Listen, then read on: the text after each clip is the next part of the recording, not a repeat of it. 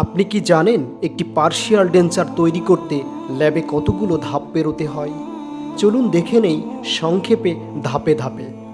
প্রথমে রোগীর মুখ পরীক্ষা করা হয়, তারপর উপযুক্ত ট্রে ও অ্যালজিনেট দিয়ে 2 চোয়ালের ইমপ্রেশন নেওয়া হয়।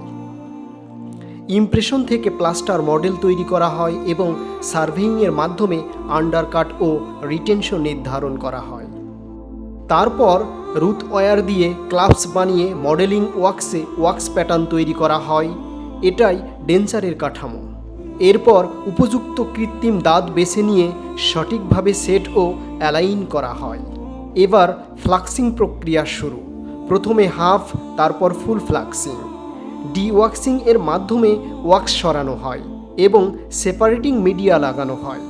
তারপর hit cure acrylic raisin Dow স্টেজে প্যাক করে প্রায় 45 মিনিট 100 ডিগ্রি সেলসিয়াসে কিউর করা হয়। কিউর শেষে ঠান্ডা করে ফিনিশিং ও পলিশিং করা হয়।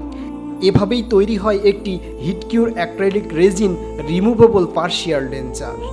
শেষ ধাপে রোগীকে ডেঞ্চার সরবরাহ করা হয় এবং ফলো আপ, ব্যবহার ও যত্নের নির্দেশনা দেওয়া হয়। সূর্য ডেন্টাল কেয়ার, আপনার হাসি আমাদের দায়িত্ব।